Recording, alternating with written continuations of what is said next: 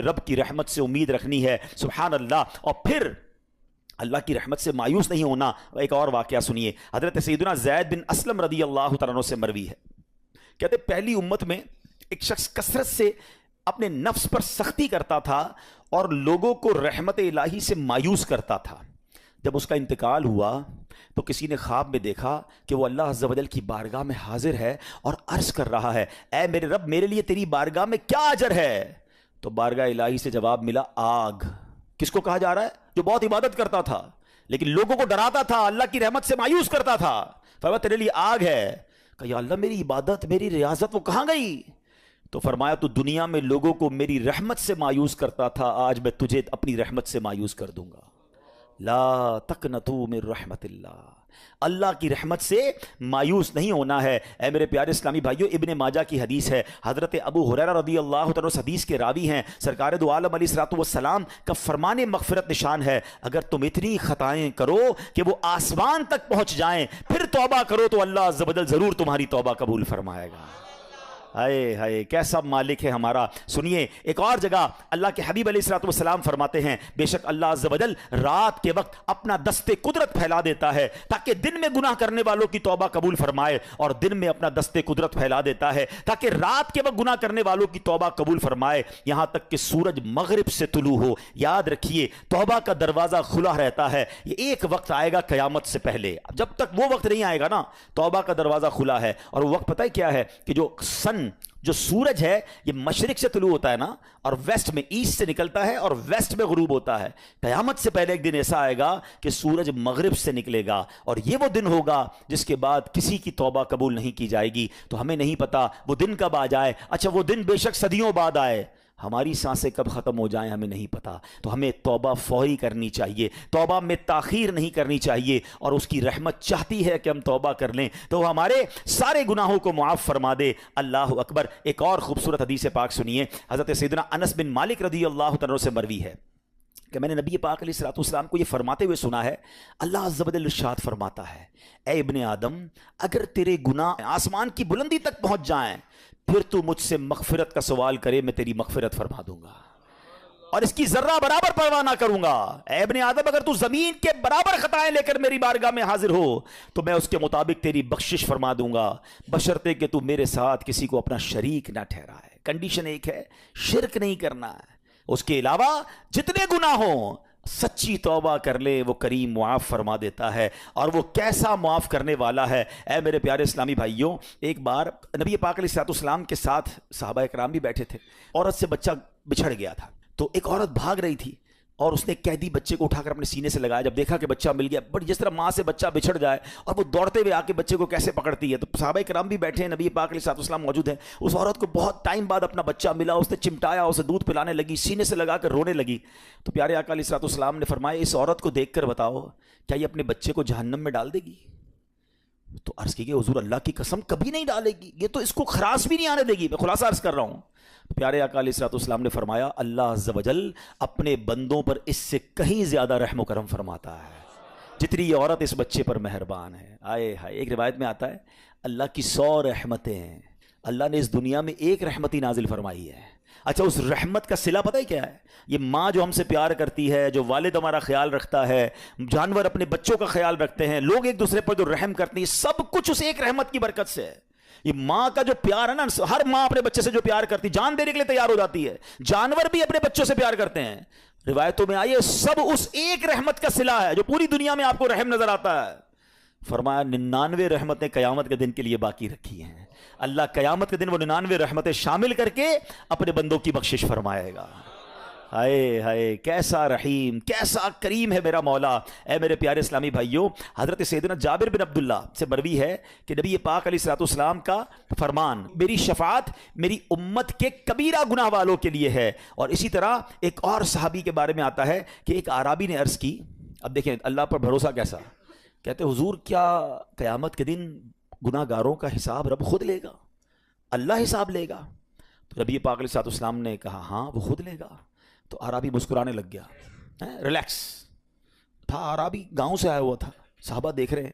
تو نبی پاک علیہ الصلوۃ والسلام نے اس سے مسکرانے کی وجہ پوچھی کہ جواب تو بڑا سیویئر تھا کہ کون حساب لے گا؟ اللہ لے گا۔ میں نے کہا ہاں اللہ لے گا، تو مسکرا رہے ہو؟ تو کہتا ہے جب کریم کسی پر قدرت پاتا ہے نا تو معاف کر دیتا ہے، جب حساب لیتا ہے تو درگزر فرماتا ہے۔ اے ہائے، نبی پاک نے فرمایا یہ عربی سچ کہہ رہا ہے، جان لو اللہ سے بڑا کریم کوئی نہیں، وہ سب کریموں سے بڑھ کر کریم ہے۔ کریم قابو پا لے نا تو پھر معاف ہی کر دیتا ہے، اس کو پتا ہے بندہ پھنس گیا ہے، اس کی پکڑ ہو گئی ہے، وہ معاف کر دیتا ہے۔ اور اللہ تو سب سے بڑا کریم ہے، سب سے بڑا معاف کرنے والا ہے۔ ایک کمال کا میں آپ کو واقعہ سناتا ہوں، حضرت موسیٰ علیہ نبینا علیہ الصلوۃ والسلام کے دور کا واقعہ ہے۔ اللہ کریم نے آپ کو حکم دیا کہ اے موسیٰ فلاں علاقے میں جاؤ، میرے ایک ولی کا انتقال ہو گیا ہے، تو اس کا جا کر نماز جنازہ ادا کرو، غسل کفن کا انتظام کرو۔ آپ ادھر گئے، آپ نے جب غسل کفن کے لیے کوشش کی تو لوگ کہنے لگے آپ کدھر آ گئے، یہ تو بڑا گناہ گار، بڑا بدکار اور زمانے کا بیکار شخص ہے، آپ اس کا جنازہ پڑھنے آئے ہیں۔ بہرحال آپ نے وہ سارا کچھ کر دیا، پھر اللہ سے کہا کہ یا اللہ بندے تو یہ کہہ رہے ہیں تیرا نافرمان تھا، گناہ گار تھا، اور تو فرماتا ہے تیرا ولی۔ اللہ نے فرمایا موسیٰ بات یہ بندے بات تو صحیح کر رہے ہیں، یہ جو کہہ رہے ہیں نا یہ سب ٹھیک کہہ رہے ہیں، مگر بات یہ ہے کہ اس بندے نے مرنے سے پہلے جب اس کی وفات کا وقت قریب آیا نا تو 5 کلمات کے ذریعے اس نے مجھے پکارا، اے موسیٰ میں نے ان 5 کلموں کی وجہ سے اس کی مغفرت فرما دی۔ حضرت موسیٰ نے کہا یا اللہ مجھے وہ 5 سینٹنس بتا دے، مجھے وہ 5 کلمات بتا دے کہ صدیاں گناہ کر کے اتنے بڑے گناہ گار کو صرف 5 کلموں کے لیے بخش دیا تو نے۔ اب ذرا ان 5 سینٹنس کی خوبصورتی، ڈیپتھ اور اللہ سے کنیکٹیوٹی سمجھیے گا۔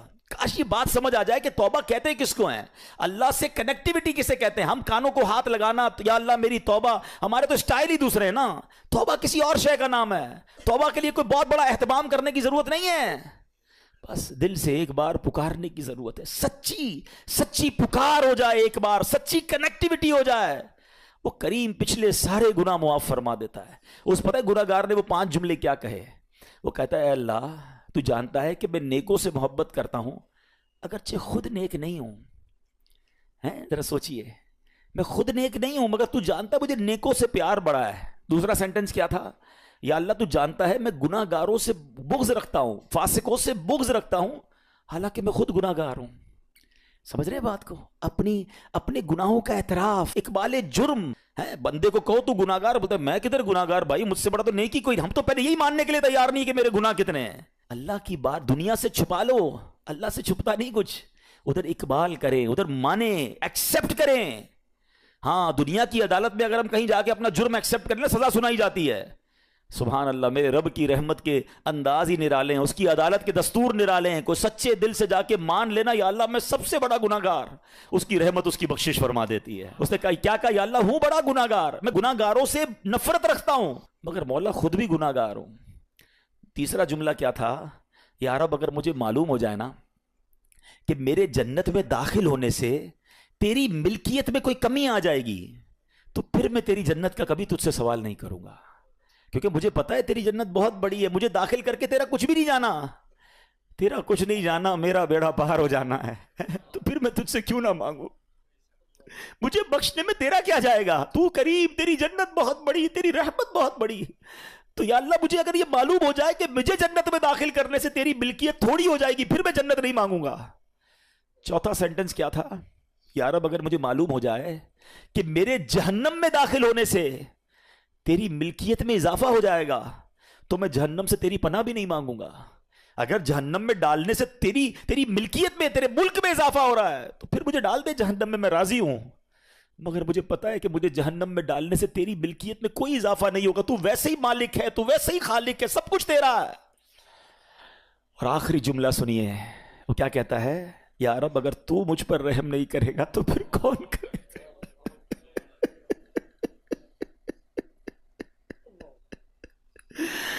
اگر اللہ رحم نہیں کرے گا تو کون کرے گا۔ آج اس کی رحم کی بھیک لینے تو آئے ہیں، آج اس کے کرم کی خیرات لینے تو آئے، ہم مانتے ہیں یا اللہ، ہم سب ایکسپٹ کرتے ہیں، ہم نے بہت گناہ کیے، ہم نے بہت خطائیں کی، لوگوں سے ڈر لگتا رہا کہ کوئی دیکھ نہ لے، مالک معلوم تھا تو دیکھ رہا ہے، پھر بھی ہم نے گناہ کیے، دروازے بند کر کے گناہ کیے، لائٹ آف کر کے گناہ کیے، علاقے تبدیل کر کے گناہ کیے، ہم سب مانتے ہیں مولا، مگر یہ پتا ہے ہمیں بخش دے گا تو تیری رحمت میں کمی نہیں آئے گی، تیرا جائے گا کچھ نہیں، ہم بھی تیرے بندے ہیں، ہم بھی تیرے بندے ہیں، تیرے محبوب کے امتی ہیں مولا، تو رحم نہیں کرے گا تو کون رحم کرے گا۔ آج اسی توجہ کے ساتھ اپنے اعمال پر نظر کرنی ہے میرے پیارے اسلامی بھائی. ایسے کریم سے کوئی دور نہیں ہوتا ہے, ایسے کریم سے کوئی نافرمانی نہیں کرتا ہے. وہ کیسے بخشتا ہے, وہ کیسے معاف کرتا ہے. میں نے کہا ایک لمحے کی کنیکٹیوٹی چاہیے. حضرت عمر کا دور ہے اور ایک شرابی شراب کی بوتل لیے جا رہا ہے. حضرت عمر نے دیکھ لیا کہ بتاؤ اس میں کیا ہے. اب مجھے بتائیے, شراب کی بوتل ہے ہاتھ میں, حضرت عمر سامنے ہے, حضرت عمر کی عدالت ہے, آپ کا دبدبہ ہے, آپ کا ایک خوف ہے, آپ کا ایک رولنگ سسٹم ہے. اسے پتا ہے میں پکڑا گیا تو گیا, ریڈ ہینڈ گیا, اب تو آج مارا جاؤں گا. ڈرتے ڈرتے کہتا ہے حضور یہ سرکہ ہے. شراب کی بوتل میں کیا ہے؟ سرکہ ہے. حضرت عمر کہتے ہیں مجھے دکھاؤ. اب پلیز ٹرائی ٹو انڈرسٹینڈ کہ کتنا فرق ہوگا اس بندے اور حضرت عمر میں, اور یہ کتنی سیکنڈ کی کانورزیشن ہوگی. دیر از نو بگ کانورزیشن, کوئی زیادہ ٹائم ہی نہیں تھا. دیکھو یہ ہے توبہ. وہ بندہ دل ہی دل میں اللہ سے پتہ کیا کہتا ہے, اللہ آج بچا لے, آج عمر کے سامنے ذلیل ہونے سے بچا لے. مالک وعدہ کرتا ہوں آج کے بعد شراب نہیں پیوں گا. اس نے کوئی مسجد میں جا کر دعا نہیں کی, کوئی ہاتھ نہیں اٹھائے, کوئی چیخو پکار نہیں کی, بس دل سے پکارا اپنے اللہ کو, اللہ آج بچا لے, آج بچا لے. آپ کو پتہ کیا ہوا؟ ڈرتے ڈرتے اس نے شراب کی بوتل حضرت عمر کے ہاتھ میں دی, اور وہ شراب کی بوتل جب حضرت عمر کے ہاتھ میں جاتی ہے تو وہ سرکہ بن چکی ہوتی ہے. ایسا ہے میرا مالک, ایسا ہے میرا مالک. مجھے ایک بات بتاؤ یار, اللہ کو ہمارے کتنے گناہ پتا ہے؟ کبھی سوچا ہے آپ نے؟ یہ گناہ لوگوں کو پتا چل جائیں, سارے چھوڑو یار, 2-4 پتا چل جائیں, ہماری عزت کا کیا حال ہوگا؟ کوئی منہ لگائے گا ہمیں؟ کوئی ساتھ بٹھائے گا ہمیں تھوکے گا بھی نہیں ہمارے منہ پر کہ تو ایسا انسان ہے, ہم تجھے کیا سمجھتے ہیں, تو یہ کرتا ہے اکیلے میں. اتنے گناہ سب اسے پتا ہے, مگر سوچو نہ وہ کھانا روکتا ہے, نہ سانسیں روکتا ہے, نہ نعمتیں روکتا ہے, نہ ذلیل کرتا ہے.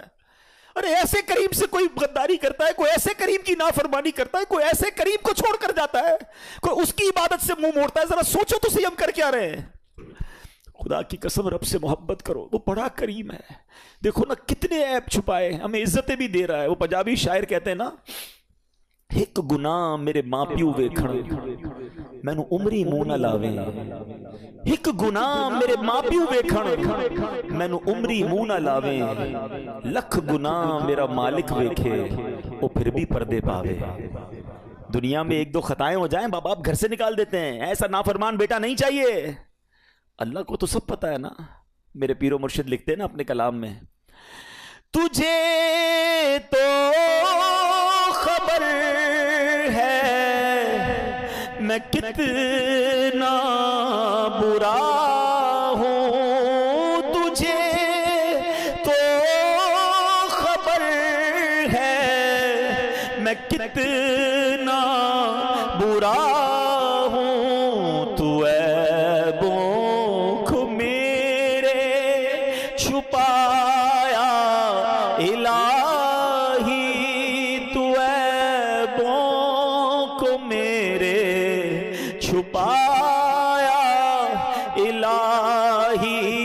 بنا دے مجھے نیک نیکوں کا صدقہ, بنا دے مجھے نیک نیکوں کا صدقہ. گناہوں سے مجھ کو بچایا الہی, گناہوں سے مجھ کو بچایا الہی. مل کر پھر شب قدر کی دعا, اللہم انک عفو کریم تحب العفو فاعف عنا یا غفور یا غفور. اللہم انک عفو کریم تحب العفو فاعف عنا یا غفور یا غفور یا غفور.